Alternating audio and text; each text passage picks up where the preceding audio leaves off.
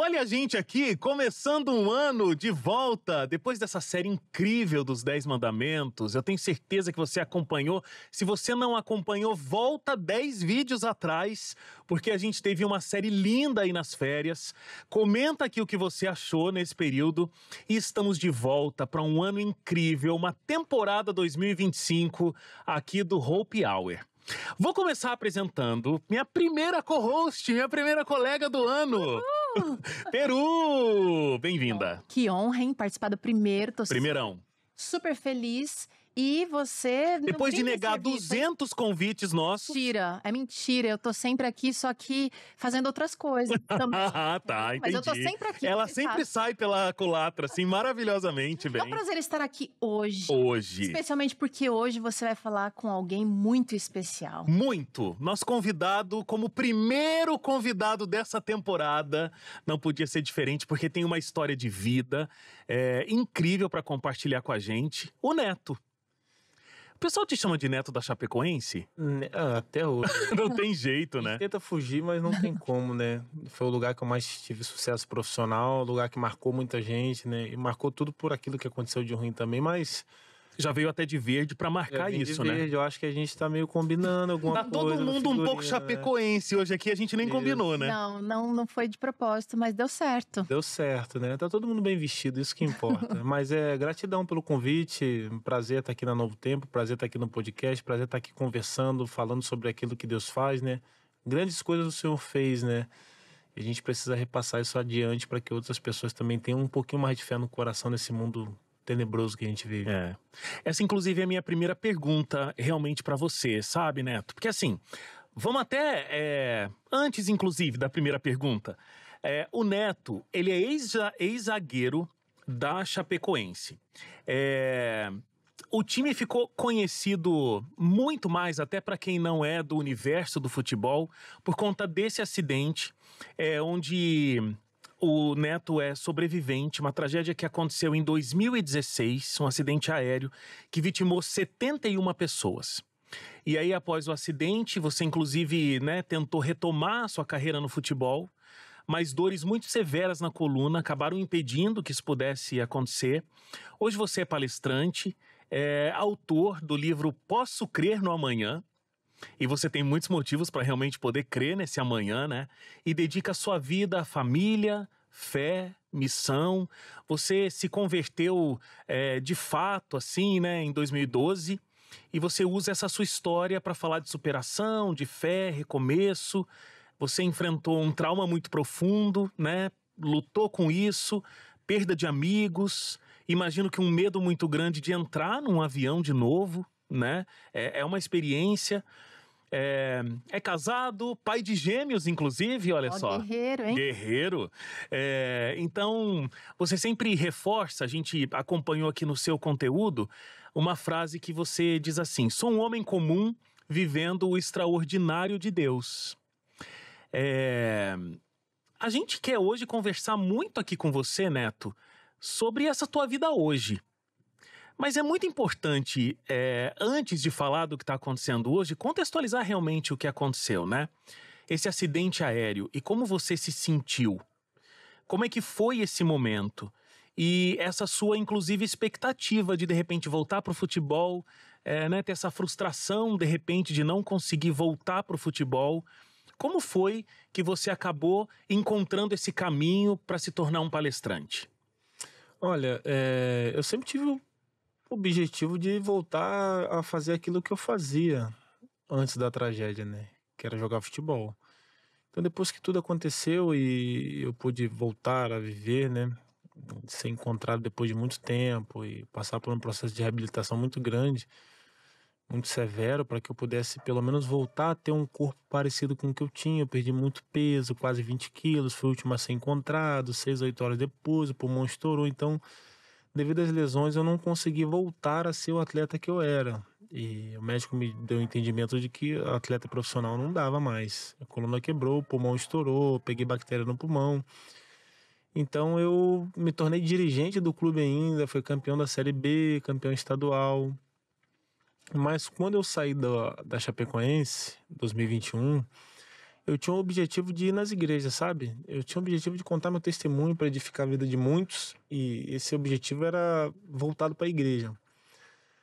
Um amigo meu, cara, sem nenhuma pretensão assim, ele me... Vamos tomar um café? Vamos, Neto. Aí, poxa, cara, o que você tá falando da vida? Ah, eu vou nas igrejas. Já foi alguma empresa? Já fui em umas 3 empresas aqui em Chapecó. Mas por quê? Porque eu acho que você tem que ir nas empresas. E ele nem cristão é. Ele é cristão, mas não é protestante, né? E ele... Mas por que tem que ir por que eu tenho que ir nas empresas ali? Porque tem gente com depressão nas empresas. Uhum. Tem gente com crise de ansiedade. Eu acho que tu só ir nas igrejas, eu acho que tu pode contar a tua história numa empresa que vai ajudar muita gente que você não tem como alcançar só na igreja. E eu fiquei, mas eu já fui em algumas empresas já, mas não, eu gosto de falar de Jesus. Eu gosto de falar de Jesus. Ele mas fala numa visão macro sobre Deus e fala a tua história. E eu fiquei, mas... E eu vou te levar para ir na empresa que eu sou representante. Me levou numa convenção e foi lá na convenção e aí começou minha história com as empresas, assim, de palestrar. Mas eu nunca programei isso. É óbvio que depois que eu me tornei um teólogo, fiz faculdade, isso me deu uma base maior para me poder falar das minhas experiências, até um pouco relacionado à fé. Mas eu não programava isso, mas eu creio que Deus programava. Deus sabia que isso aconteceria, Deus me capacitou para isso também. E eu tenho vivido isso, assim, de forma extraordinária, vendo Deus usar o homem comum, que eu sempre falo, em muitos lugares, tanto nas igrejas quanto nas empresas. A igreja que eu faço parte hoje em Chapecó, a Batista Central, eu sou um líder dos homens, um dos líderes. Alguns domingos eu prego. Então, eu tenho visto Deus usar tanto dentro quanto fora da igreja a história de um ser humano comum. E eu vejo isso muito na Bíblia, sabe? Eu não consigo ver ninguém extraordinário tirando Jesus, né? Jesus, sim, foi extraordinário. Os demais, a gente vê Isaías falando, ai de mim. Então, todos eles que viram o Senhor, que tiveram experiências, todos eles falam, ai de mim. O que eu tô fazendo aqui? Estou diante de uma santidade que eu não sou essa pessoa. Isaías fala que ele é um homem de lábios impuros, vivendo no meio de gente de lábios impuros. Ele não é capaz, ele não tem merecimento. Eu vejo muito a minha parte sobre isso também. Eu não tenho merecimento, né? Mas no momento que a gente fala eis-me aqui, Deus usa em qualquer área de atuação, em qualquer tempo presente, né? Usou os profetas, usam pessoas hoje, usou os discípulos lá. Então, tenho vivido isso, indo em muitos lugares, tocando muitas pessoas a viverem o real propósito das suas vidas, né? Porque eu tenho vivido o meu e tem sido uma benção para mim, né? Me sinto privilegiado, e sinto ainda mais ainda que as pessoas são privilegiadas. Porque muita gente fala para mim, Neto, você é um cara especial. E eu penso que especial são elas. Porque se Deus permitiu que eu estivesse vivo para fazer esse trabalho com outras pessoas, para que outras pessoas tivessem o real propósito da vida, fossem alcançadas, tivessem a fé revigorada, então na verdade eu sou só um instrumento. O especial são os outros, porque Deus sabia que isso aconteceria. E tem sido maravilhoso, assim, cansativo, mas é uma bênção também. Agora é o seguinte, você teve uma persistência, né? Saiu de casa para jogar futebol, acabou casando, meio que saiu do futebol, depois voltou, depois sofreu esse acidente que meio que deu uma reviravolta na tua vida. Você que já era cristão, você que já era convertido, como você conta, vai buscar uma especialização para poder falar com mais, talvez mais preparo, mas a sua experiência, ela fala muito mais alto, talvez, do que qualquer teologia que você possa falar. Mas eu vejo que você tem uma história com recomeço. Parece que você não desiste e agora tem ajudado outras pessoas a enxergarem a possibilidade desse recomeço. Fala pra gente um pouquinho sobre isso, porque a gente ainda tá no começo do ano, Wagner. Mas tem gente que já no final de janeiro começou a se sentir fracassada porque não cumpriu nada do que pensou que ia fazer quando fez as resoluções do ano, lá no comecinho do ano. Queria que você falasse um pouquinho pra gente sobre como é que é esse tema do recomeço, agora que a poeira baixou. né? Você já tá recuperado, graças a Deus você tá bem, você, tudo bem, não recuperou a sua vida esportiva, profissional, mas você tá bem. Pra mim, eu sempre falo isso até nas palestras, né? Recomeçar, né? A gente, se tem condição de estar vivo, com saúde, não existe nada que impeça um recomeço.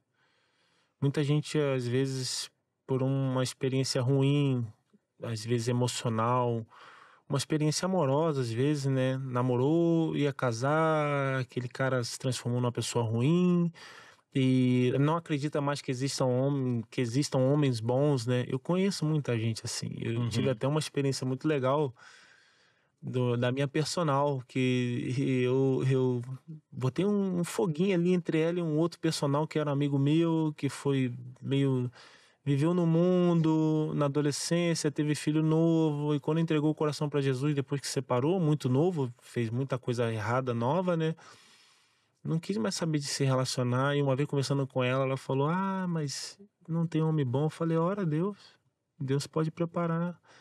E quando esse meu amigo que trabalhou comigo na Chapecoense entrou pra academia que eu era, eu falei, esse cara aí que Deus preparou. E ela brincou, mas ela gostou e casaram. Eu fui padrinho. Olha só. Uau!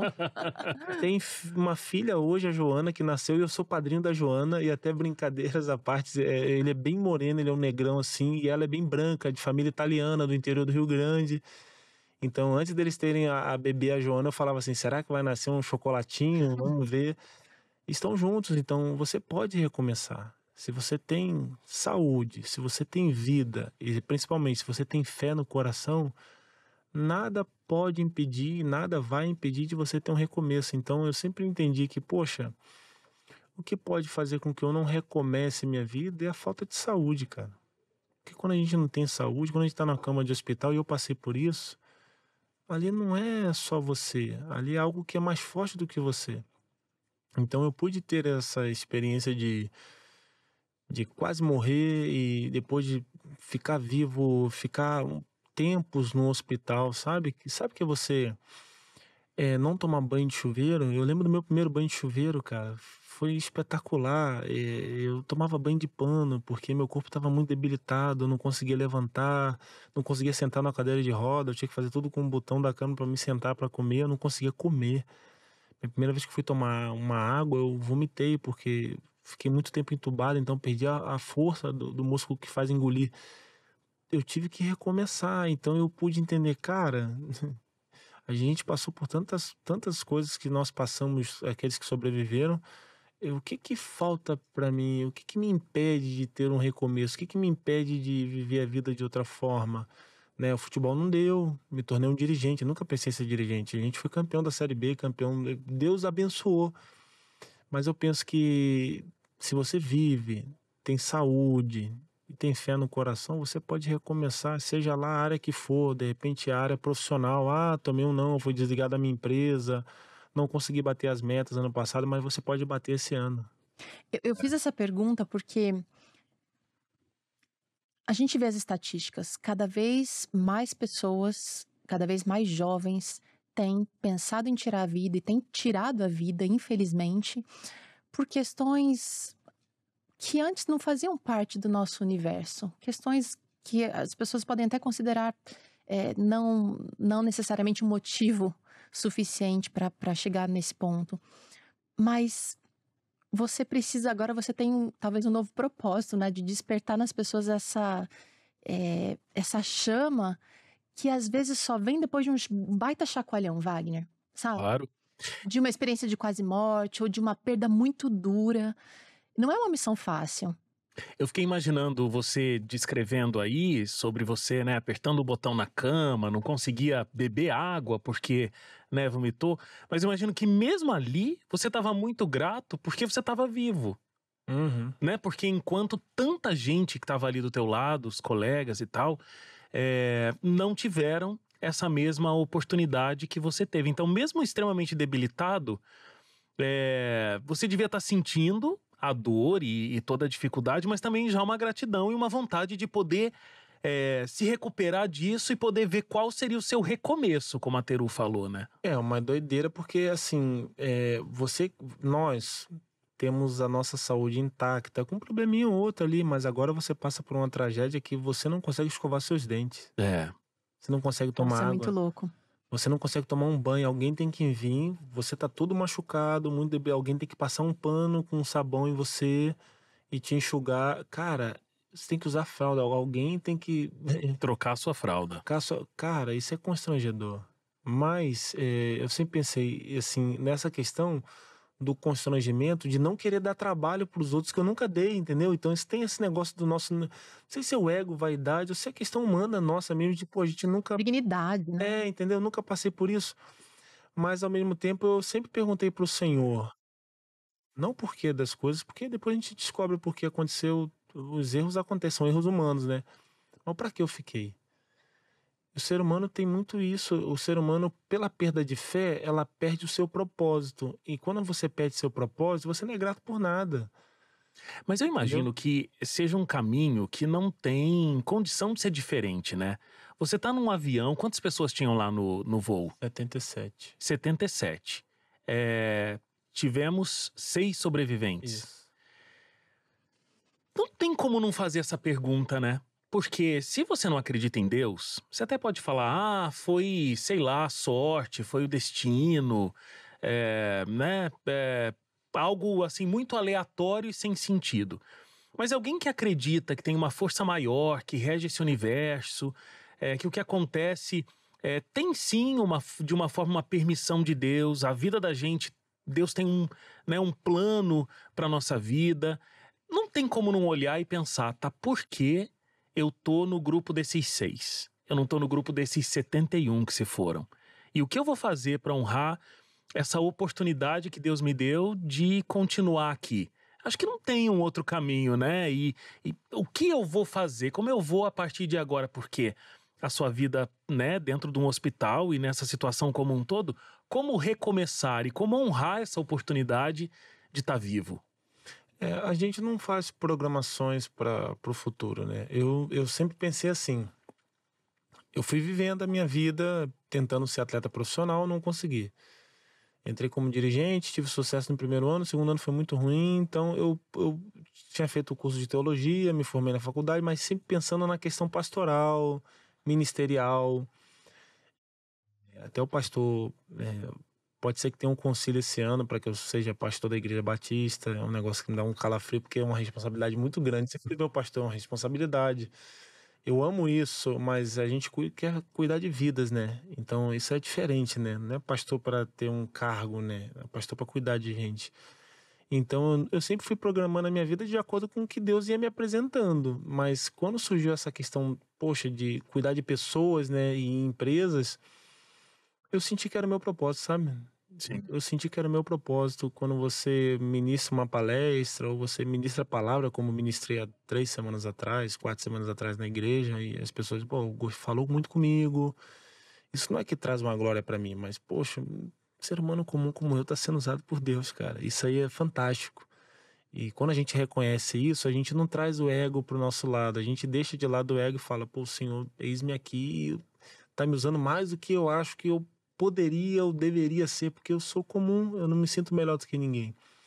Então a gente vai vivendo conforme Deus vai apresentando em certas situações, mas é diferente, né? Você sobreviver a uma tragédia como essa, você passar por um monte de coisa, um monte de processo de recuperação, de fisioterapia, e você não conseguir. Eu vejo Deus em tudo, sabe? E eu acho que esse é o segredo da minha mente ser um pouco mais limpa do que a mente do ser humano na atualidade, né? Uma vez minha mãe me falou uma frase que me tocou muito. Minha mãe falou assim, meu filho, o ser humano, quando não tem fé em Deus, ele ainda tem fé nele, sabe? E ele consegue fazer muitas coisas boas ainda. E consegue, às vezes, ter uma vida até tranquila. Mas quando ele não tem fé nem nele, aí que entra a depressão, a ansiedade, porque ele não acredita nem mais nele. Uhum. Então ele deposita fé em Deus, ele já não depositou, e às vezes não deposita fé na pessoa que Deus criou, que é ele, na capacidade que Deus deu para ele. E aí perde o sentido total. E nada mais encoraja e nada do que for falado vai trazer algum benefício. Então eu tento, de alguma forma, trazer esse vínculo de fé e propósito para a vida das pessoas quando eu conto a minha história. Pra elas... Sempre foi assim, Neto? Você sempre, porque nas suas redes sociais, no seu livro, você sempre fala do nome de Deus, você glorifica Ele, é tão bonito de ver. Você sempre foi, isso veio da sua infância, dos seus pais, ou foi mais depois da virada que tua vida tomou? Foi muito depois que eu saí de casa para jogar bola, viu? Eu saí de casa Antes pra mesmo do jogar bola. acidente? Antes do acidente. Eu saí de casa para jogar bola e conheci Jesus. E entendi sobre Jesus. E quando eu fui para Santos, em 2012, ali, final de 2012, 2013, eu conheci uma igreja muito saudável, que fala muito da palavra de Deus, Batista Central, Canal 2. O pastor Carlos, que foi até para Colômbia com a minha esposa quando deu a tragédia. E eu aprendi, eu fiquei apaixonado. Quando eu conheci a Bíblia, eu fiquei apaixonado. E quando eu conheci mais sobre Jesus, o Novo Testamento... Eu gosto do Velho Testamento, amo também. Amo a Bíblia, né? Mas o Novo Testamento, aquele Jesus que, ó... falavam isso, dou um novo testamento, dou um novo mandamento para vocês. Agora é isso, olho por olho. Não. Agora ama o teu inimigo, ora por quem persegue você. Então, assim, quando eu comecei a conhecer... e comecei a pensar, nossa, isso faz a diferença. É revolucionário para esse mundo. Cara, o amor faz a diferença. Eu preguei isso aí uma vez na igreja que eu congrego, que só existe um método de você mudar um ser humano, amando ele. Jesus amou os discípulos. Por que Jesus mudou esses caras lá? Porque os caras eram malucos, queriam saber quem era o maior no céu, eles eram muito doidos, era uma turma que não sabia muito. Mas você já reparou que quando a gente ama alguém, quando alguém ama a gente muda por essa pessoa? As pessoas mudam o contexto de vida, os vícios e tudo mais quando conhecem Jesus, porque olharam para Jesus e falaram, nossa, eu amo esse Jesus maravilhoso porque ele me ama. E eu começo a mudar por ele. Já reparou que a gente ama? Às vezes eu casei com a minha esposa. Sou apaixonado por ela. Te amo, viu, Simone? Você vai estar vendo aí.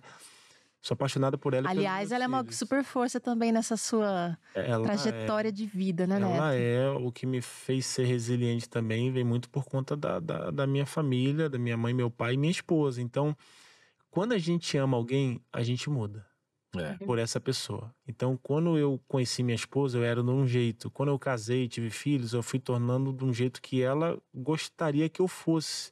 Não que eu ainda seja aquilo que ela quer, porque eu sou bagunceiro, sou desorganizado, né? Olha, ele tá reconhecendo publicamente aqui em Simone. A minha esposa, ela é super organizada, uma metodologia de tem que ser assim, assim, assado, tem que fazer. Olha que tua roupa tá um pouquinho amassada. Tá muito amassado. Eu falei, mas Simone, eu só... Mas você não sabe tirar e colocar a bermuda direito. Então, assim, ela tem esse jeito dela. E eu já melhorei muito por conta dela, mas sabe por que eu melhorei? Porque eu amo ela. E quem a gente ama, a gente quer agradar. Então, na fé é igual. Quando a gente ama o Senhor, a gente quer agradar, quer falar. Quando a gente experimenta algo de bom, é por isso que eu falo até que eu falei do casamento do meu amigo. Quando eu casei e me senti realizado com a pessoa que eu amo e entendi que essa pessoa me ama e me faz bem, eu quero que os outros também experimentem o que eu estou experimentando. E a relação com Deus é a mesma coisa. Quando eu conheci Jesus, eu pude entender que, cara, tem tanta gente vivendo na enganação, eles têm que entender quem é esse Jesus. Eles têm que entender que eles são amados por Jesus. Eles têm que entender que alguém morreu por ele. Ah, mas os outros seres culturais de religião... Meu irmão, ninguém fez nada por ninguém. Você tem que dar alguma coisa para alguém, você tem que fazer algum tipo de coisa para receber alguma coisa, uma suposta proteção. Benefício. Irmão, de graça, Jesus. É um amor gratuito. Inclusive imerecido, né? Por nós. Imerecido. Imerecido. Como é que não vai falar disso? Inclusive, sobre como é que não vai falar disso. Você disse que você, né, logo que conheceu Jesus, foi saindo ali de casa para ir jogar futebol. Você conseguiu falar com os teus colegas? Na época você tinha essa abertura? Como é que foi já ter esse entendimento do cristianismo sendo jogador de futebol? E é engraçado que muita gente se afasta da fé quando consegue conquistas. Você jogou em times excelentes e avançou na sua carreira e aprofundou também na sua espiritualidade. Mas fez o caminho inverso. O futebol, ele tá mudando bastante, assim, né? De 2000 e eu fiquei firme com Cristo em Santos, em 2013, 14. No Santos Futebol Clube tinham muitos cristãos, inclusive funcionários. Tínhamos cultos na concentração. Na Chapecoense, que deu acidente, tinha uma grande parte de cristão, homens de Deus, assim, que eu conheci, que eu falava, cara, até hoje eu falo, tinha gente melhor do que eu pra estar no meu lugar, sabe? Então, A gente fazia cultos na concentração, eu ministrava a palavra, às vezes o Bruno Rangel. Então, assim, tinham pessoas que ministravam lá. Por quê? Porque tu não consegue ir na igreja. Quem joga bola, joga, às vezes, quarta-feira tu joga, à noite, no jogo da TV, e às vezes tu joga no domingo e tu tem que ir pro hotel no sábado descansar. Não tem como tu ir na igreja sábado e domingo. Não tem como tu ir na igreja no meio de semana. Porque tu tá jogando, tá viajando. O Brasil é um continente. É Então tu verdade. tá em Chapecó, tu vai jogar em Fortaleza, tu pega um avião pra São Então vocês Paulo. faziam a própria igreja. Uma igreja, é uma mini célula. Então, assim, era fantástico. E a gente aprende muito e tem essa comunhão. Então, eu fui aos poucos me interagindo com a palavra, entendendo e ministrando. E tinham outras pessoas também que me ajudavam nisso, que me ensinaram ao passar do tempo. Foi muito especial, assim. O futebol hoje tem essa conexão de fé muito forte, que não tinham no passado. No passado era a turma dos bad boys, né? A gente viveu vendo Da bagunça, turma da bagunça. e hoje já tem muito mais gente consciente, até em relação a educacional, né? Eu acho incrível assim, porque eu não sou muito de acompanhar futebol, né? Mas eu lembro que um tempo o pessoal... Eu não sei se tem até hoje o negócio de fez 3 gols, pede uma música no Fantástico. Tem até hoje isso? Tem. Muito jogador pede música gospel. Sim. Tem muito jogador que pede música gospel. Então, realmente é um Reflete, ambiente que transformou, assim, como você tá E a maioria contando. dos atletas, cara, sai de um berço muito humilde. Aham. Sai de um lugar do nada, sem perspectiva de nada. E o cara sofre, às vezes tá lá na categoria de base sem uma chuteira, sem nada, cara. Foi um pouco da tua história também, né? Porque você vem de uma periferia do Rio de Janeiro, né? Eu vim da Pavuna do Rio de Janeiro, eu não joguei bola até os 18 anos em clube, só levei não, do Flamengo, do Fluminense, do Madureira, do Olaria. E com 18 anos foi a primeira vez que eu saí de casa, lá pra Francisco Beltrão. E você não tinha um tio que trabalhava com futebol no Flamengo? Eu tive um amigo que trabalhava no Flamengo, que foi um treinador até meu da minha escola, que já tinha sido treinador de futsal. Mas eu tomei muito não na adolescência. E depois de um tempo eu tive a chance de jogar num time muito pequeno do interior do Paraná, e ali começou. Então a maioria dessas pessoas, como eu, muitos saem de casa muito cedo. Não tem estrutura, não tem base, acabam conhecendo Jesus Cristo. E porque a gente sai da nossa cultura muito religiosa, e a gente, quando conhece Jesus, é difícil o cara não se apaixonar. É difícil o cara não entender assim, pô, como é que Deus me ama a ponto de dar o filho dele por mim? Como é que eu sou salvo, mas eu não sou merecedor? Porque tu começa a entender as escrituras, tu começa a entender que muita coisa é difícil para você fazer. E mesmo assim Deus te ama, e você vai fazendo de forma gradativa, você vai ampliando o teu conhecimento, você vai entendendo um pouco mais, você vai entendendo que Deus se agrada disso, daquilo, mas talvez antes de conhecer a Escritura, tu não sabia. Tu vive de uma forma cultural, que o certo é aquela cultura que tu viveu, e então assim... Agora, você falou de cultura. Você tá falando de duas paixões. A paixão pelo evangelho, que a gente vê que isso tá assim... sai pelos seus poros, e a paixão nacional, que é o futebol.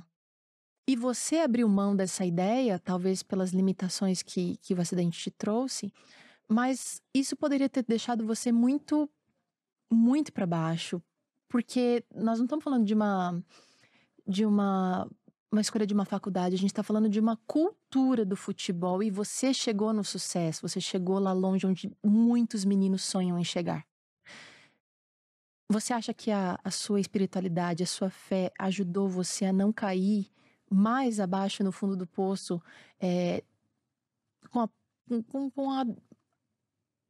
com você ter que abandonar o futebol, né? Mas eu acho que a fé, ela nutre uma força interior que a gente nem imagina que tenha, né? Então eu creio que a fé sempre me ajudou nos momentos de dificuldade. Claro. Você teve um momento de revolta, assim, ai, não dá pra acreditar, por que isso tá acontecendo comigo? Pior que não. Eu só queria saber pra que Deus tinha me deixado Daqui pra frente.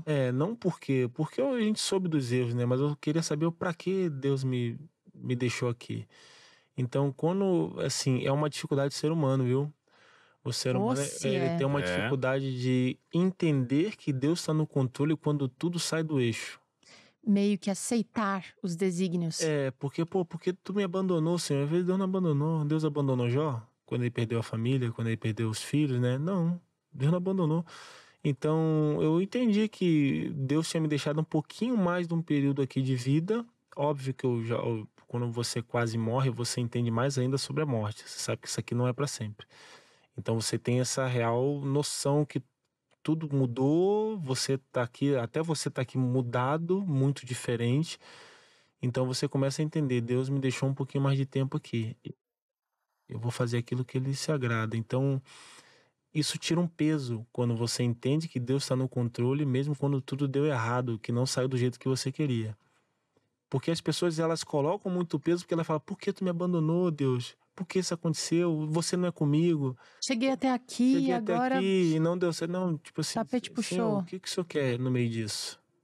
O que o Senhor quer de mim no meio disso? Quando você faz essa pergunta, é diferente de tu acusar Deus de alguma coisa. Não, por que tu me abandonou? Não, o que o Senhor quer com isso? Para onde o Senhor quer me levar? E muda muito o sentido das coisas, tira o peso que o mundo coloca, né? A gente começou falando que a conversa aqui era muito sobre recomeço, né? Teru colocou essa pergunta porque você recomeçou, mas não é uma novidade propriamente dita na tua vida esse recomeço pós-acidente, né? Você ter chegado na Chapecoense já foi também um recomeço lá em 2015, né? Você parou um tempo, pensou em desistir do futebol, teve essas grandes dificuldades, né, de conseguir entrar no futebol, depois parou um tempo e voltou. Como é que foi voltar e recomeçar uma carreira no futebol? Quando meus filhos... Minha esposa teve um cisto no ovário com 16 anos e virou um tumor, ela arrancou. Então, quando eu tava jogando em Foz do Iguaçu, ela teve um cisto no outro ovário e eu larguei o futebol.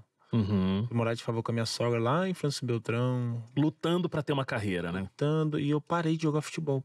Falei assim, não vou mais ser atleta, não quero mais, quero que minha esposa engravide, morar de favor. Minha sogra é uma empregada doméstica, que eu amo.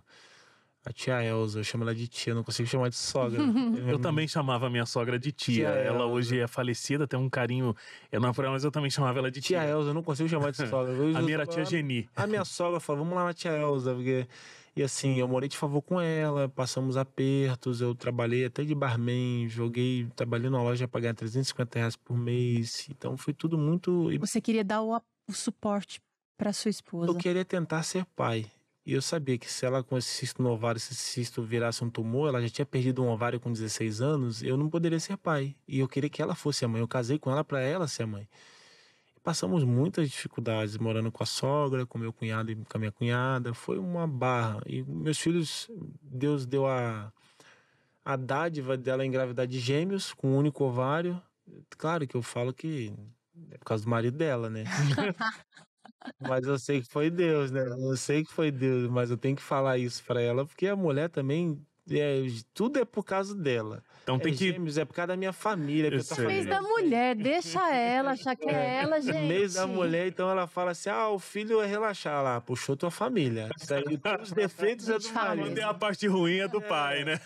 Então, assim, a gente passou por poucas e boas, assim, quando meus filhos fizeram 1 ano, meu pai fez a festa, meu pai pegou o avião com a minha mãe, fez toda a festa, e meu pai me incutiu na minha cabeça de eu voltar a jogar bola, que eu tinha que sair de casa para isso, lá do Rio de Janeiro, eu tava no Paraná. Eu não queria voltar, não acreditava em mim. Meu pai falou que eu tinha potencial e a Simone falou pra mim que eu tinha que ir atrás do meu sonho, tinha que recomeçar e ela tá me esperando se eu fosse pra longe, ela nunca ia me... E nessa você tinha ficado parado por quanto tempo? De 2005, acho que eu voltei em 2008.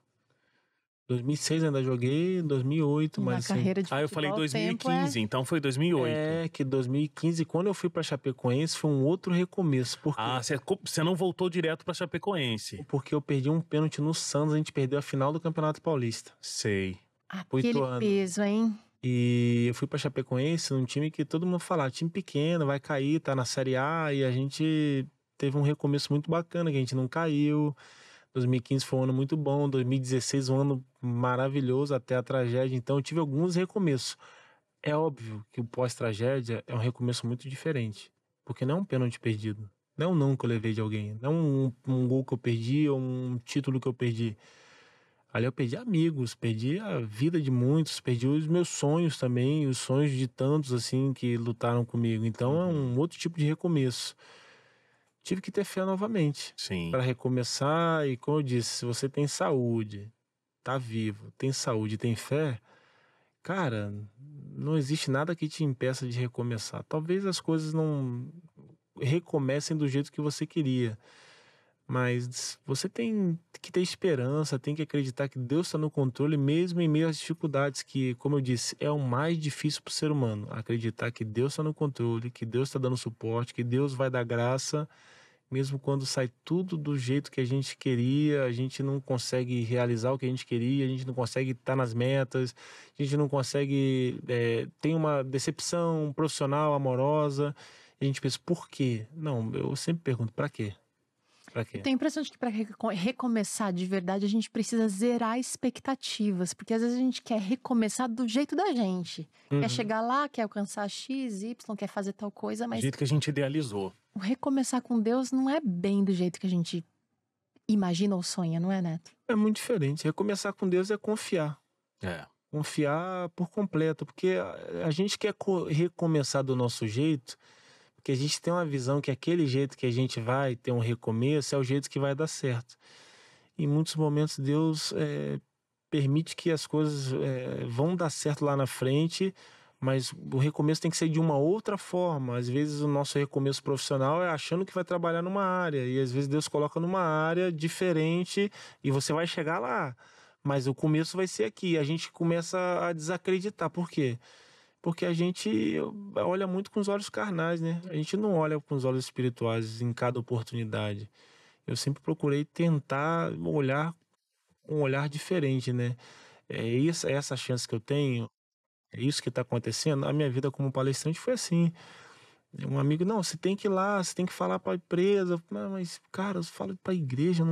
Não, você tem que ir, coisa e tal. Eu pensei, mas é uma área que não tem nada a ver comigo. Mas foi uma super sacada, porque para a igreja você fala para um público muito específico, e em empresas você fala com gente da igreja e com outras pessoas também, que tem super necessidade. De, inclusive, conhecer Jesus, muitas delas, né? E assim, muito legal, porque às vezes eu faço uma palestra numa empresa e eu vejo muita gente falando assim, cara, tu falou de Deus. Gente que nem que você fala assim, Tipo, que coragem. tu falou de Deus, tu falou que Deus dá a chance, Deus dá a vida, porque a gente tá vivendo de qualquer jeito. Tu mudou minha cabeça com a tua fala. Eu fico assim, cara, eu só falei o que eu vivi, eu não tô falando mentira, eu tô falando o que eu vivi, o que eu tô vivendo todo dia. Então é bacana ver o plano de Deus se realizar através da minha vida, na vida de muitos, né? Vivendo com propósito, tendo fé e recomeçando todos os dias. Ô Neto, a gente pode falar um pouco sobre o acidente em si e como foi pós esse acidente? Pode falar. Eu até queria aproveitar para dizer para você que a Novo Tempo a gente fez um documentário sobre esse acidente da Chapecoense e o pós-acidente, como foi a recuperação desses sobreviventes, como eles estavam vivendo, o que esse acidente causou na vida dessas pessoas e como foi esse recomeço. Aqui a gente tem algumas imagens que são imagens das agências de notícia, né, daquele período. Não sei se vai entrar nesse corte aqui em algum momento do documentário, mas essas imagens fazem parte também. Ó, tem eu bem novo ali, inclusive. Sem barba. Tá vendo? Ah lá você, ó. Olha, o Neto magrinho, igual um passarinho quando nasce. Pois é, então... bem recente, né? Você tá com cicatrizes bem mais marcantes ali, marcadas. Esse documentário fala sobre esse ponto todo que eu comentei aqui, chama Chapecoense Reaprender a Viver. Então você pode procurar lá no NT Play, ntplay.com, esse documentário tá lá. Aproveitar que eu tô fazendo essa recomendação, a gente sempre fala aqui também de uma possibilidade de você aprender mais sobre a Bíblia de acordo com o assunto que a gente está conversando aqui no Hope Hour. Ele tem um estudo bíblico que chama Lições para uma Vida Mais Feliz, para que você possa se libertar do estresse, da ansiedade, fortalecer a sua autoestima e criar hábitos que são realmente transformadores. São 7 lições onde você vai poder aprender a alcançar essa alegria de viver, realizações, para ter uma vida mais feliz e, claro, tudo isso amparado na Bíblia e na Palavra de Deus. O link para você acessar esse estudo bíblico é novotempo.com/vida Vida Mais Feliz. Esse é um estudo bíblico com a Esperança, a nossa instrutora bíblica virtual. Então, esse link que eu tô te passando, ele vai te encaminhar para essa capinha aqui, ó, do WhatsApp. É uma conversa pelo WhatsApp. Então, novotempo.com/vida mais feliz, você vai começar a falar com a Esperança e ela vai ter 7 lições para você ter essa vida realmente mais leve e muito mais feliz. Ô Neto, eu comentei que de repente, para entrar num voo foi uma coisa que você teve que superar. Ficou um trauma para poder entrar num avião de novo? Ficou no início ali. Principalmente os primeiros 6 meses foram duros, né? Acho que a primeira viagem de avião, as 2 primeiras... A primeira voltando da Colômbia, eu vim num jato UTI, então vim deitado. Muito medo, porque o jatinho, ele balança muito mais do que o avião normal. Uhum. Mas o jogo que eu fui em janeiro, Brasil e Colômbia, foi duro. Fui com a minha família. Meu Deus do céu, eu fiquei tão nervoso. Uau, e não foi só o voo, você foi para assistir um jogo. Ou seja, tinha um significado muito... Muito pesado, assim, mas eu fui enfrentando. Cheguei no psicólogo uma vez e eu tinha que fazer algumas técnicas para estar mais seguro. E eu comecei a ir. Falei, eu vou. Deus me permitiu estar aqui, eu vou encarar isso. Claro que não é fácil, né? Porque eu tenho lembranças do acidente, de tudo que aconteceu no dia. Mas a gente começa a entender que são erros humanos, né? Não é erro da aeronave, não é a máquina que parou de funcionar. Foram decisões erradas e todas as grandes tragédias são assim. São baseadas não em erros de máquina, ou são erros humanos, né? A gente vê que as pessoas elas vão tentando burlar algum sistema de segurança, alguma coisa que foi criada, que Deus deu sabedoria para o homem criar para proteger o próprio ser humano. Então aquilo ali é burlado. Mas aí o lado financeiro fala mais alto, né? Sempre. Porque as investigações apontaram que realmente foi falta de combustível que fez o avião cair, né? Falta de combustível. O avião estava sem seguro, mas nenhum avião no mundo viaja sem seguro, mas esse viajava.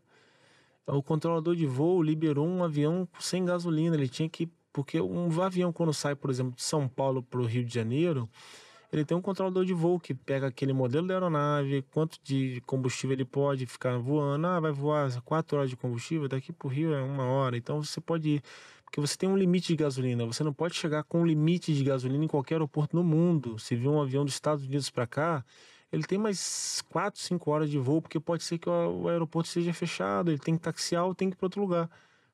Todos os sistemas de segurança do espaço aéreo foram burlados, Então, quando você vai ver assim, foi uma bola de neve. Um acúmulo, né, de erros. Acúmulo de erros. Então, ser humano. E muita gente fala, você não tem medo de andar de avião? Então, fiquei com medo, fiquei com traumas, mas eu superei todos eles batendo de frente.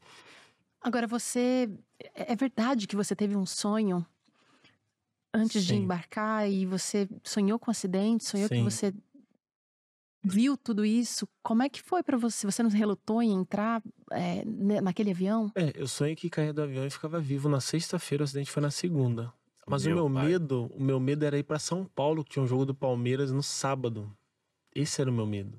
Tava com medo de ir pra São Paulo, eu não ia jogar. Eu lembro que o treinador falou que ia colocar um time misto, reserva, ia deixar só 2 titulares. Eu tava bem cansado do jogo anterior do São Lourenço, então eu não queria viajar. Só que tínhamos que viajar porque a gente ia direto de São Paulo para Medellín. Então esse era o meu medo, né? Ir para São Paulo. Falei, cara, eu não vou jogar esse jogo. Meu Deus do céu, eu tive um pesadelo. E passou, descemos Quando de São Paulo. você chegou lá, não aconteceu nada, não você aconteceu desencanou. nada, desencanou. Mas no dia do acidente foi um dia muito estranho. Eu acordei com uma sensação ruim. Foi. Acordei, mandei mensagem pra esposa, falou que tava tudo bem. E chegou, não... E mudaram muito os planos, sabe? Não ia ter treino, teve treino no hotel. Vamos almoçar rápido que o avião da Lamia vai entrar no Brasil. Almoçamos bem rápido. A gente estava em Guarulhos.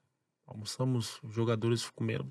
A gente comeu bem rapidinho no aeroporto o avião não entrou. E aí quando o avião não entrou, que o supervisor que faleceu, o Chinho, falou assim, o avião da Lamia não vai entrar, vamos pegar um voo comercial para Bolívia. Aquilo ali acabou comigo, por dentro, internamente, assim, foi o dia que eu tremi, assim, na base, que eu falei, meu Deus, eu tô sentindo um pressentimento ruim. Eu falei, Deus, fala pra mim que não é isso. Não pode acontecer isso. Tá tudo dando errado, tá tudo mudando os planos. Eu lembro Você lembrou do sonho nesse momento? Nesse momento que ele falou, eu lembrei. E aí, quando entrou no avião em São Paulo, eu mandei mensagem pra Simone, tem até no livro, que meu telefone não quebrou e na época que publicou o livro mostrou a mensagem. Eu falei, ora por mim que aquele meu pesadelo tá na cabeça. Uau. Então eu tive que confiar em Deus 100%, mesmo tendo aflição, compartilhando com a minha esposa. Eu também, quando deu a tragédia, eu lembro que me contaram, eu chorei muito no hospital e meu pai e minha esposa me consolando, meu irmão, o pastor Carlos. Lembro que meu pai falou pra mim assim, cara, se tu não vai no acidente, se tu não vai, não fui, não viajei que eu fiquei com medo. O avião cai, tu fica maluco. Teus companheiros morreram, tu sonhou com a parada e... Não avisou ninguém? Não avisou ninguém, ficou quietinho, entendeu? E se tu não vai no acidente e o avião não cai, você é o maior covarde da história, meu. Você deixou de jogar uma final por causa de um pesadelo. Que medroso. Tu acabou tua carreira, filho. Faz É sentido. difícil. Entendeu? Então... E como saber, né, se realmente era um aviso, uma coisa, ou se realmente é um Até sonho, acontecer, como a foi gente só tem. um sonho, né? um pesadelo, né? Quantos pesadelos eu tive com acidentes e assim... E como não entender também que Deus é um dono de um tempo diferente do nosso? Sim. Nossa cronologia, ela tem tempo, hora...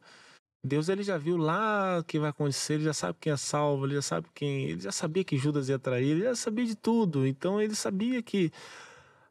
mas o acidente poderia ter sido evitado? O acidente foi evitado várias vezes, porque esse avião voou sem gasolina com a seleção da Argentina. Então, não foi o primeiro erro, não foi, foram erros e mais erros e mais erros que Deus, ele segurou, mas o ser humano, ele faz escolhas que dão errado. Às vezes a gente vê um caminhoneiro tomar um caminhão e falar, o caminhoneiro estava alcoolizado. Não foi a primeira vez que ele bebeu. Mas naquele dia... Naquele dia, Deus, ele dá oportunidades para o ser humano que o ser humano não quer. O ser humano paga para ver o errado. Em muitos momentos, quem é menos culpado acaba sofrendo as consequências dos erros dos outros, né? Você se lembra de alguma coisa do momento do acidente? Lembro. Pouco depois, porque você ficou bastante machucado. É um milagre. Não só você ter sobrevivido, mas também você ter sido encontrado depois de tanto tempo. Você foi a última pessoa a ser resgatada. Eu lembro do avião apagar. O avião desligou por completo, acendeu a luz de emergência.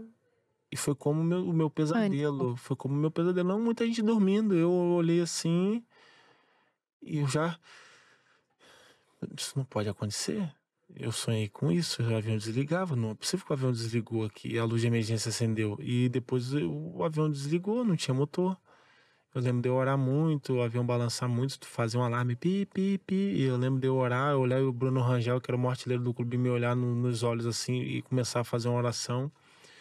Então essas são as minhas últimas lembranças. Eu orava, eu falava, Jesus, eu sei que tu faz milagre, nos ajuda. Eu orava muito, falava, Jesus, eu sei que tu faz milagre, mas eu orava chorando.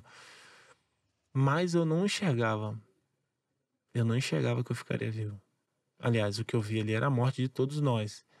Eu orava por nós porque eu enxergava na minha fé internamente que Jesus poderia fazer um milagre, porque eu li na Bíblia e eu falava, eu li na Bíblia que tu fez um monte de milagres, Jesus nos ajuda, sempre para nós. Eu não tinha nem essa vaidade de pedir por mim. E deu tempo de tudo isso? Deu tempo, assim... Pra cair o avião, pelo que eu vi no estudo ali, demoraram 3 minutos até quando ele desligou. E a gente às vezes, mas é muito tempo. Às vezes o piloto fala assim, preparado pro pouso. Ele tá lá em cima, ele demora Sim. Tem que botar o banco certinho e demora muito. Então, assim, eu lembro dessa demora e eu lembro das minhas orações, assim, que foram as mais simples possíveis, assim. Eu sei que tu faz milagre, nos ajuda, Jesus. Eu li na Bíblia que tu fez um monte de milagre. Mas é uma situação muito estranha, porque você vê algo que você está pedindo. Jesus, eu sei que tu pode, mas você não enxerga. Tu fala com a fé baseado naquilo que tu leu. Mas hoje eu tô vendo que acabou. Uhum. E acabou para todo mundo e vai acabar assim. A gente sonhou, a gente lutou por aquele momento, né? E eu não... Tem aquela cena épica de vocês comemorando no vestiário, né? Para depois vocês embarcarem para essa viagem, porque essa é uma grande conquista. Sim. Agora, você tem a memória do choque também do Não. avião? Aí você já tinha Não, quando o apagado. avião desligou e Ele desligou inicialmente, quando ele desligou por completo, assim que o motor já não funcionava, era o barulho do vento, e aquele barulho e que tocou um alarme, Aquele frio na barriga. eu já orava, já sabendo, né, do desfecho, e quando deu a pancada, eu já nem, não lembro. Eu já falei pra muitas viúvas e repito pra muita gente, se eu tivesse morrido, eu não tinha dor. Tive dor depois que eu acordei. Se tivesse morrido, eu não teria dor nenhuma. A pancada, quando vem, você nem sente mais nada. Eu acordei com dor. Aquilo ali me fez ter dor de verdade. Quando eu acordei, que eu não sabia o que estava acontecendo. Muita dor no glúteo. Depois eu fui saber que meu glúteo foi cortado, uma faca assim passou. E como eu fiquei do dia 28 ao dia 11 de dezembro, né? 28 de novembro ao dia 11 de dezembro, entubado, respirando por aparelho, eu fiquei na mesma posição. Então teve um negócio de escarla, que comia um pouca carne, eu tinha que ficar daquele jeito, porque o médico falou que foi virar meu corpo de lado para fazer um raio-x na coluna, na lombar que quebrou, e só de virar de lado eu tive uma parada cardiorrespiratória. Tinha que deixar daquele jeito lá e os remédios Vão resolver depois. resolver, e vamos torcer para que resolva, né? Porque tá mais para lá do que para cá. Porque o milagre foi ter sobrevivido à queda, mas também ter sido encontrado a tempo, né? Porque, como a Teru comentou, você foi o último a ser encontrado, poderia não ter sido encontrado com vida depois de tanto tempo ali, com as dificuldades vindas do acidente em si, né? Sim, o policial me encontrou sem querer. Ele falou que nem foi me encontrar, foi tomar conta dos pertences. Já tinham passado 6 a 8 horas, escutou um gemido no meio de uma fuzilagem, foi chamar outro policial. Outro policial falou pra ele, cara, vai dormir que você tá cansado. Não tem como ter alguém vivo agora. E ele insistiu, o cara foi lá, me achou, ele falou, você tava completamente estraçalhado. Meu senhor. Ele falava que eu tentava fechar a cabeça, porque eu tenho uma cicatriz aqui que era ele falou que tinha terra dentro do crânio. Ele falou assim, tô como se estivesse com dor, mas eu não lembro. Você não lembra de nada disso? O resgate, eu fui acordar no dia 11 de dezembro. Eu tenho essa sensação de que se eu tivesse morrido, filho, essas dores aí que não teria sentido nada. Não, e com certeza você não tem essa memória porque tem esse mecanismo de defesa, né? Eu falei pra minha esposa uma vez, poxa, eu queria tanto lembrar do meu resgate. Ela falou, Acho que é melhor. Muita coisa nessa. imagine você gemendo debaixo de fuzilagem, ninguém te escutando, porque muita gente passou por cima de você. Uau. Muita gente resgatou outras pessoas e chovia muito, muito barulho de pegada no meio da mata, barulho da chuva. Agora imagine, um policial foi sozinho, refletir sobre o acidente. E você teve força pra gemer, gente. Ele fala que eu sou um guerreiro de Deus, mas eu sei que não foi eu, não. Foi Deus ali que me deu força. Pulmão estourado, 6 a 8 horas sem respirar. Imagina. Vai gemer como? Ô Neto, você fala em vários momentos que a sua fé não mudou. Ela é a mesma antes e depois do acidente. Mas Jó fala que antes ele achava que conhecia Deus e depois de tudo que ele passou, ele diz ter visto Deus face a face. Isso fortalece a fé de alguma maneira, não? Fortalece muito, porque tem o versículo ele fala, antes eu te conhecia de ouvir falar, mas agora de contigo andar. Eu tive muitas experiências com Deus antes da tragédia, mas a tragédia foi a maior delas, né? E isso não fez de mim algo melhor ou maior. Isso só deu um carimbo maior para aquilo que eu acredito, né? A gente precisa de experiência. Quando a gente se relaciona com alguém, vocês são casados, né? Você ama alguém, mas quando alguém te dá uma prova de amor, isso te fortalece mais ainda no relacionamento, né? E em relação à minha fé foi isso. Só fortaleceu mais a minha fé para poder mostrar para os outros, né? Não que isso vai ser o mais importante. O mais importante da minha vida relacionado à fé é o quê? Salvação. Eu fui salvo. Mas Deus está disposto a continuar fazendo milagres. Deus, ele tem poder para isso, né? E você ouviu muita gente questionando, poxa, você ainda assim, depois de tudo que aconteceu? Porque às vezes a gente mantém uma postura e a gente alimenta a nossa fé, mas a gente recebe pressões. Ouvi Amigos, muita gente conhecida, gente famoso. Eu tenho um amigo meu que é ateu, ele fala assim, mas Deus levou os outros e deixou você. Ele é ateu, né? É maluco, né? Mas eu falei pra ele, Deus não levou ninguém. O ser humano que fez a cagada. A gente tem mania de transferir as coisas ruins pra conta de Deus. Ah, mas por que Deus permitiu? Porque Deus não é ditador, cara. Deus deu livre-arbítrio, Deus não é ditador. O lugar bom, que só vai ter coisa boa, que não vai ter coisa ruim, que não vai ter mentira, não vai ter choro, é lá no céu onde ele preparou para aqueles que creem. Ponto. Aqui é lugar de livre-arbítrio. Bem, o mal, o joio e o trigo vão estar tudo junto. Não tem jeito. Não tem como questionar assim, né? Mas se tu tivesse morrido, eu acho que seria melhor. Sinceramente falando, eu acho que eu estaria com Jesus. Isso é infinitamente melhor do que tudo que eu tô vivendo. Porque eu vivi, sobrevivi, tenho dores, vivo viajando, tenho coluna quebrada ainda, meu joelho não é mais o mesmo. Minha carreira não aconteceu mais. Se eu não tivesse dado a tragédia, talvez estaria na China, no Japão, tinha uma proposta para chegar para ganhar em dólar, pagar 5 vezes mais do que. Então, assim, que vantagem eu tive? Parece também não dá pra viver no IC, né? A gente tem esse é o problema.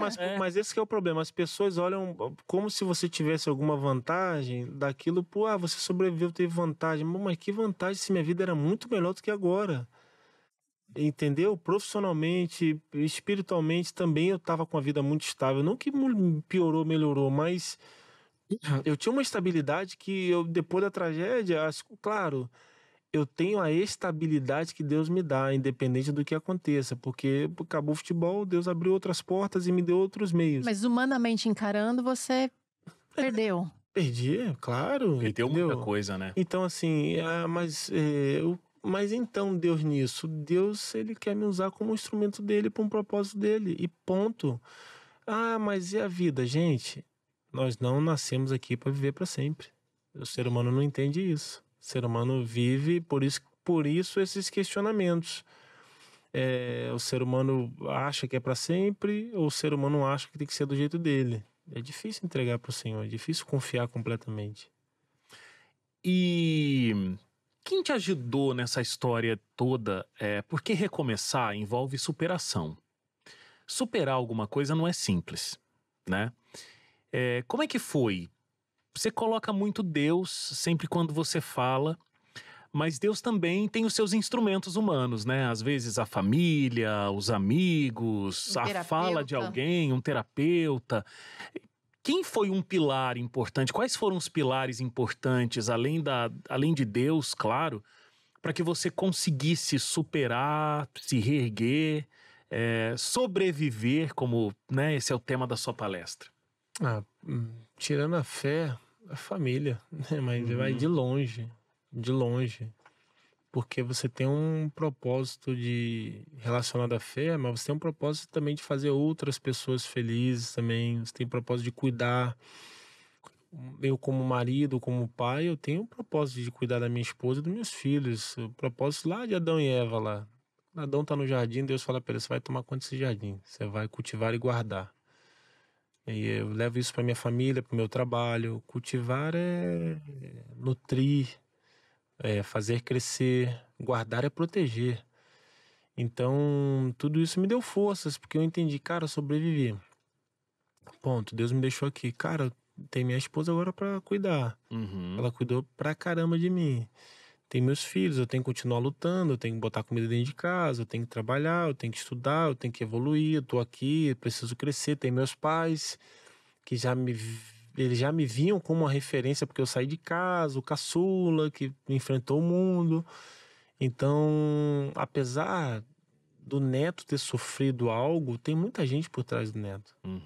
Tem muita gente por trás de vocês dois, que torceram por vocês, que torcem por vocês, que oram por vocês. Sim.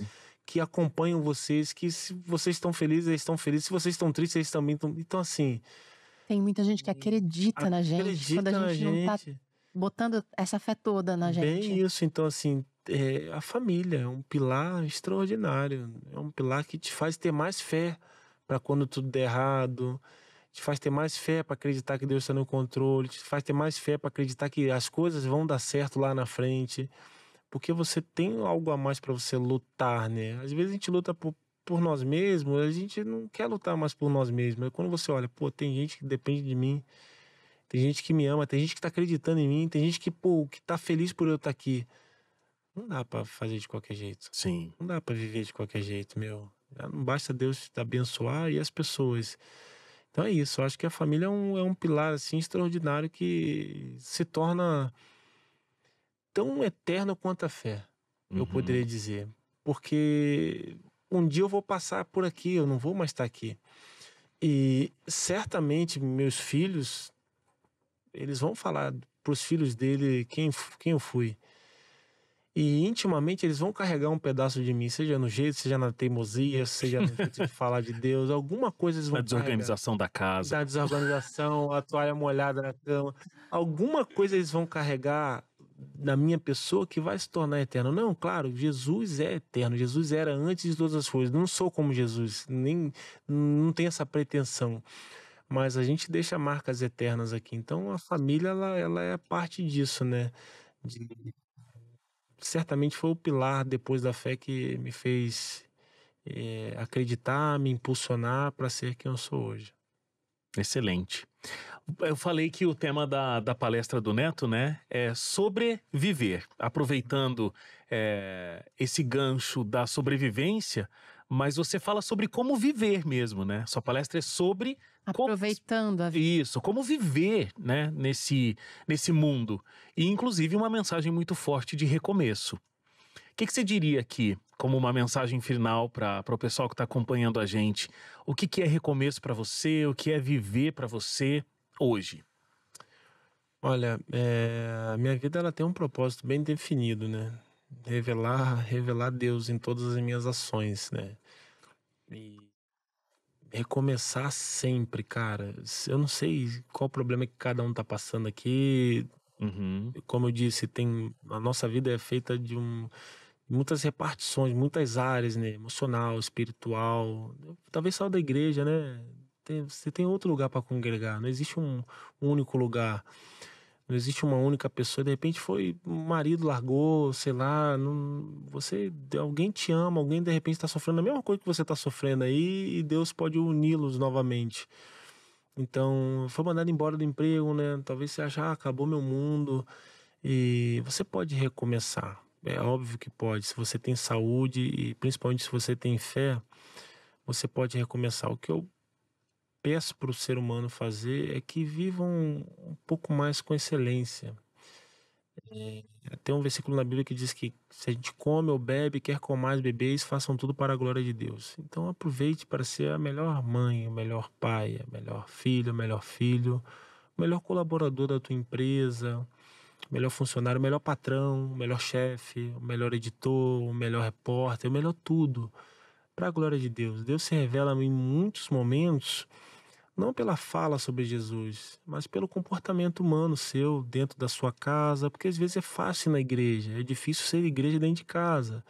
É fácil ser um cara que está todos os dias na igreja, mas é difícil ser igreja no teu trabalho, ajudar os outros, ser uma pessoa amorosa, ser uma pessoa compassiva. Então, seja essa pessoa. Não que você vai conseguir ser 100%, porque eu também não sou não, viu? Eu sou sangue quente às vezes. Sou chato, sou birrento, sou implicante, implico os meus filhos à beça, assim, implico de amor, sou birrento, assim, falo pra minha filha, tu não me abraça, o pai, eu quero mais abraço. Eu falo, meu Deus, lá vem ele, meloso.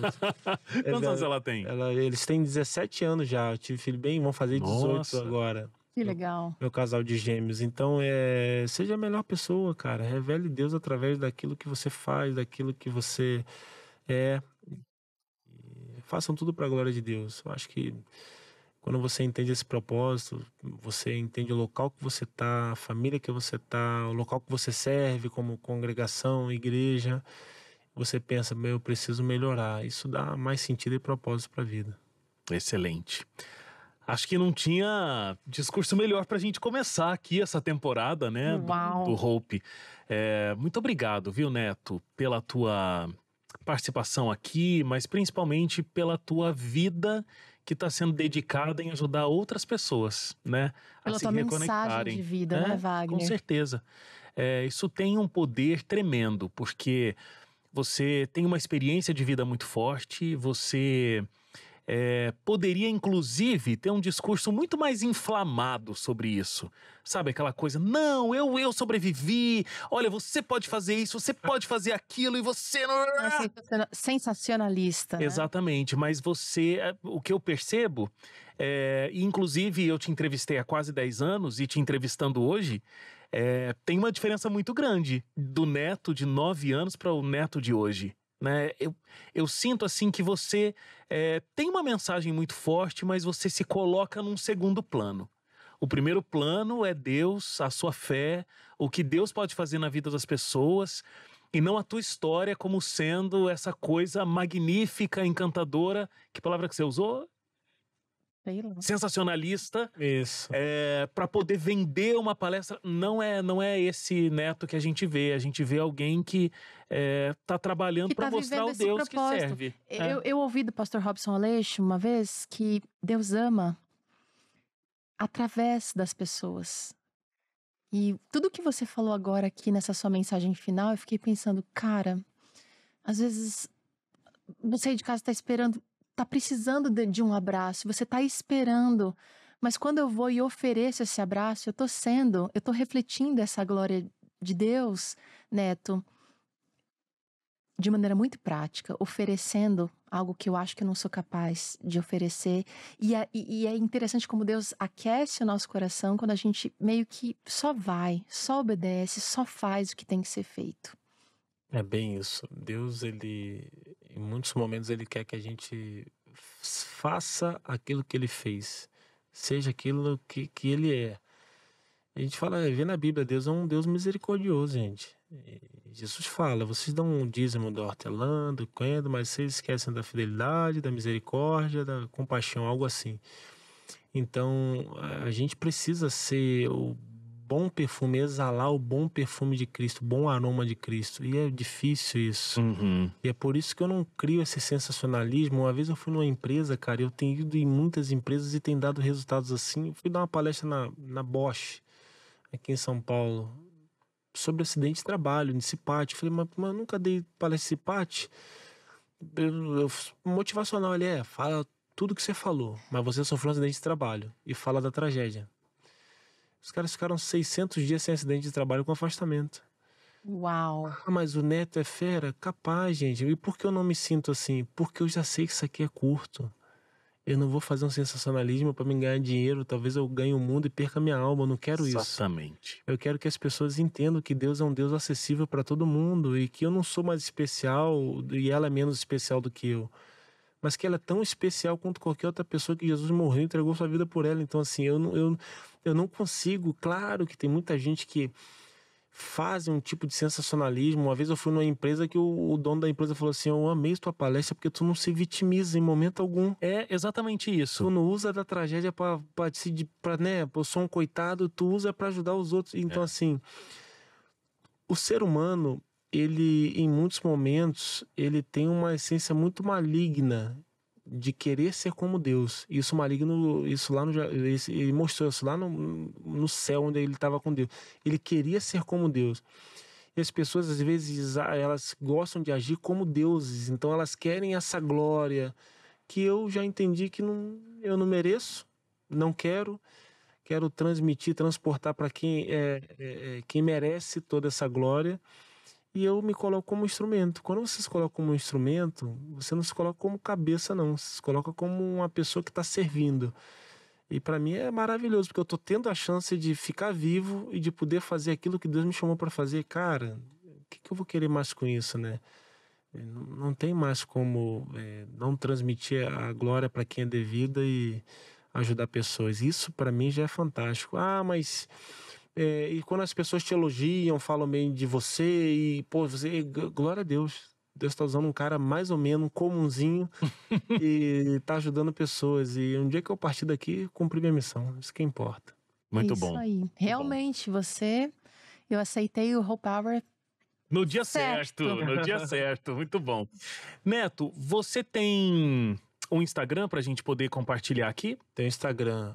Meu Instagram é meio difícil. Eu tenho que mudar. Anota aí. Minha assessora tá rindo ali. Enquanto. A Camila tá aqui, ó. 8785 Simoneto. Tudo junto. Mas se tu procurar Neto Zampier, vai estar lá. Deixa eu adivinhar, é o ano de nascimento seu, dela. 87 é Simone. 85, Olha, Teru. Entendeu?